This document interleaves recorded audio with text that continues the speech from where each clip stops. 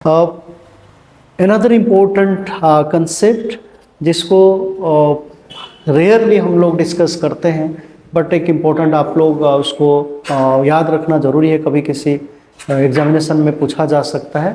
इसको कहा जाता है amoral फैमिलिज्म, AMORAL, amoral फैमिलिज्म।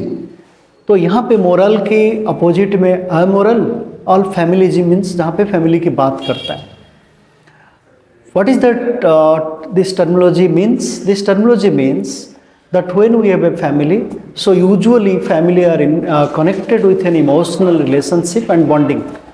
So that lead to dependency, especially for economic reasons.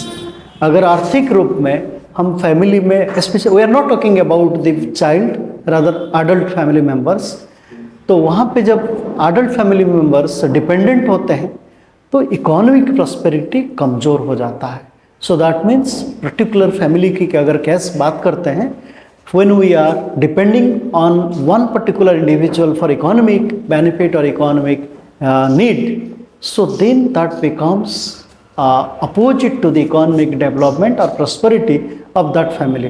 Then what is that amoral?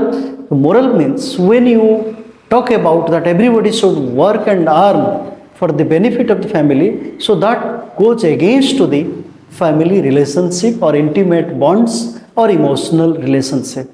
तो इसका मतलब अगर हम डिपेंडेंसी को इमोशनल के साथ जोड़ेंगे और उसी बेसिस पे इकोनॉमिक कंडीशंस की बात करेंगे, then there cannot be an economic development of that family. तो ये फैमिली की बात नहीं, अगर हम पूरी सोसाइटी की बात करते हैं तो dependency ratio lead to negative conditions for the economic development. तो फैमिली के साथ इकोनॉमिक कंडीशंस को समझने के लिए ये अमोरल इसलिए क्योंकि हम कहते हैं जो आप लोग इमोशनल होके सबकी डिपेंडेंसी सबके ऊपर नहीं होना चाहिए। So everybody can have their way of earning for the betterment of the family और इकोनॉमिक डेवलपमेंट।